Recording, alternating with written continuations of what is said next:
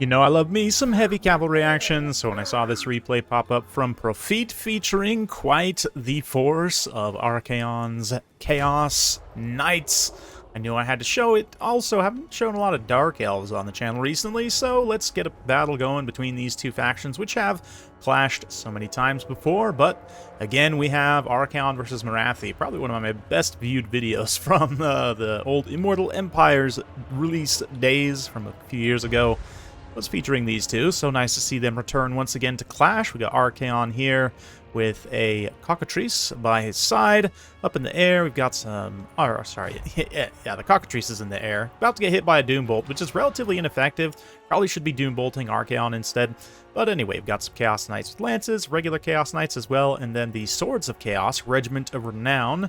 Chaos Knights here on the near side, and then a handful of Marauders up front with a Tzeentch spear protecting the Soul of Damnation, Regiment of Renown Hell Cannon, which is going to be unleashing some shots here into the Dark Rider Repeater crossbows. Although they're not the most high-value unit, from a win condition, it makes sense.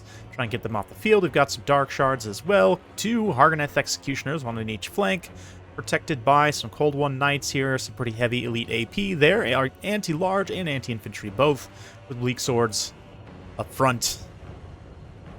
And Archaon going to be rolling through immediately. Let's get a nice cinematic view of these two armies approaching each other. Morathi bypasses the cockatrice, but these light Dark Elf infantry are just going to get clobbered on the approach by these elite Chaos Knights.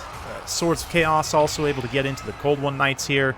Do take some damage in response, but we do get a Transmutation of Lead active. That's going to significantly nerf the melee attack here of these Cold One Knights. You can see only 9 melee attack with the plus 14 bonus, which is large. Means they still have an okay hit chance, but very quickly they get overwhelmed.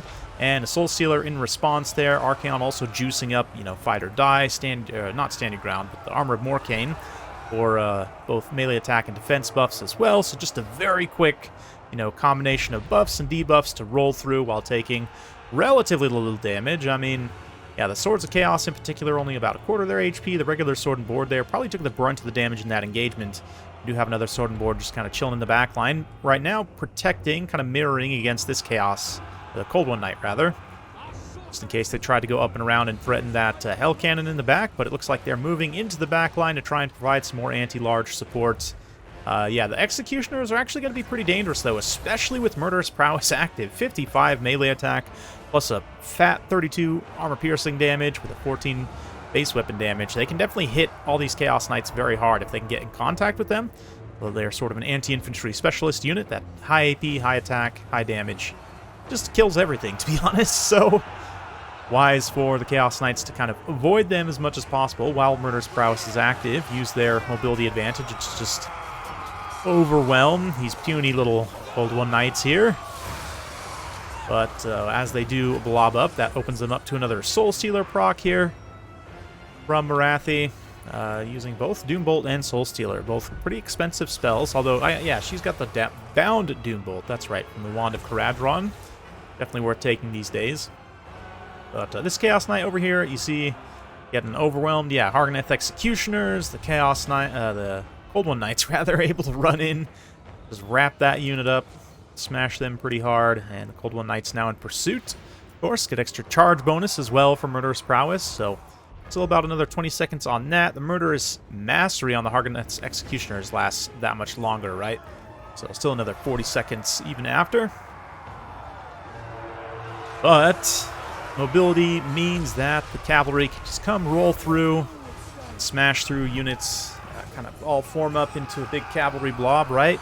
Not necessarily full-on blob. I mean, ideally you want to be approaching from multiple directions with multiple cavalry units, but nonetheless, these Hargoneth's Executioners are actually holding their own. Still got that Murderous Prowess active momentarily, so yeah, definitely the Knights wisely not staying in contact with them for too long. A lot of the Knights have taken some pretty significant damage at this point, including Swords of Chaos, so do have to be a little bit careful about just taking wanton engagements. But yeah, that Doombolt, you see how much damage that does on Archaon.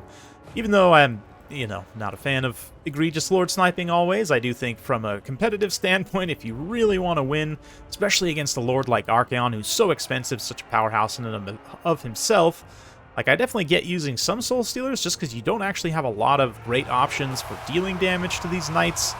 But part of me thinks if you just focused all the Winds of Magic, maybe brought Doombolt as well, right? Because the Wand of Paradron only gives you the 2 charges. Focus all your Winds of Magic and trying to Doombolt Archaon down. Maybe it works out a little bit better. Maybe if you were... does Marathi actually have Doombolt? I have to check after this. I don't remember. Maybe you'd have to take Supreme Sorceress of Dark Magic, which is a lot less efficient because she doesn't have a... spell mastery, unlike Marathi with her Greater Arcane Conduit. Anyway, yeah, Archaon continuing to take some damage there from the Soul Stealer. It is getting some pretty good value against these multi-model cav units as well, but the Cockatrice is still somehow here, just kind of flying around, harassing, being super annoying. I don't know that it's gotten a ton of value. Yeah, less than 500 value so far, but just to have an extra flying terror piece, certainly quite useful. But let's see, Harganeth Executioners holding their own once more. We got the Swords of Chaos chasing down some Dark Riders out there in the distance. This Bleak Sword, I think, maybe overchased some Marauders or something, but this engagement's going to be a little bit rough because that Hell Cannon's still online. As the Harganeth Executioners kind of models blob up around these cavalry, they'll open themselves up to pretty significant damage from that Hell Cannon. That shot wasn't particularly accurate, kind of hitting the outside of the formation, but even still, it gives a leadership debuff on top of the attack by artillery debuff, on top of everything else, and will mean that the Terror of Archaon, or the Cockatrice, could potentially come in here and finish off their leadership, even despite how high it is. Well, maybe not. It does finish off the League Sword leadership? No, they're just outside of Terror route range. And the Chaos Knights having to pull back there. Another Transmutation of Lead from Archaon. He didn't actually take any AoE damage spells, which I respect. You know, Burning Head and Searing Doom, both great options for Archaon to take, but instead just pumping Transmutation of Lead only, which, again, very effective, especially once you factor in, you know, Exhaustion on top of it. Or I guess somehow these Harganeth Executioners are not even that tired. I guess the battle hasn't been going that long, 6 minutes, even still. Very interesting. But as that Exhaustion plays out, of course, those debuffs will get even stronger. Really hurt the Harganeth's ability to punch back. But they're not out of this yet. Marathi might as well at this point just land on the Harganeths and just kind of fight alongside them here. You know, use her anti-large in melee a little bit to kind of countercharge whatever she can.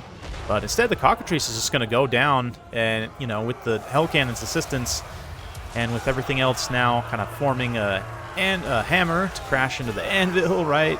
Rear charge all these Harganeth Executioners. It's going to be a rout. And probably the back-breaking blow necessary to finish off the Stark Farm. You'll fast forward a little bit as Marathi makes her final stand, but at this point the outcome is pretty well decided. So credit to Parfit there. Definitely a fun build for sure. Always appreciate this Archaon leading the Swords of Chaos. Did they actually change the Swords of Chaos splash attacks? I want to say that was in a recent patch. Maybe they didn't, but they should only have one splash attack target anyway, just given that they're... You know, that 60 weapon strength, if it gets broken up between multiple targets, it's really not very efficient. You know, I think that's the thing that Skull Crushers potentially suffer from as well, that they briefly changed in one patch, but that same thing broke everything else. And anyway, yeah, they seem to do pretty well here, though, especially, you know, alongside Archaon, very thematic. And out of the Knights, they definitely got the most value, and I think just broadly here are going to get great value. Yeah, the Soul of Damnation also gets some pretty good value, firing in at range, 221 kills. Super impressive. Forward play with the Knights being very aggressive, and then the Siege Spear really didn't do anything. But just having the deterrent there, you know, in case any light cavalry make it past that main line. Cockatrice did get some good damage there at the end, just fighting Marathi, get some rear charges into the Harganeth Executioners. So definitely an interesting one from the Dark Elves side. Yeah, Cold War Knights, one of them was pretty effective. All the missiles basically didn't pay for themselves except for one Dark Shard. Can be pretty rough, but Warriors of Chaos, because they have such a variety of different rush units, they can rush you in interesting and different ways. You know, historically, in Warhammer 2 at least, the repeater crossbows, the damage drop-off between them and the Dark Shards was not so extreme. And so most of the time you would just take the repeater crossbows, because even if a couple of them get caught, you know, they have good escapability, they can ride away. As long as your micro's on point, then they're much easier to keep alive, right? But being as it is right now, I don't think it's really viable to protect either of these units very effectively against Warriors of Chaos. depending on what they can bring. You know, just your light frontline units are not going to be able to hold up. And in mobility, while you can challenge, certainly, maybe you go like all in on that front.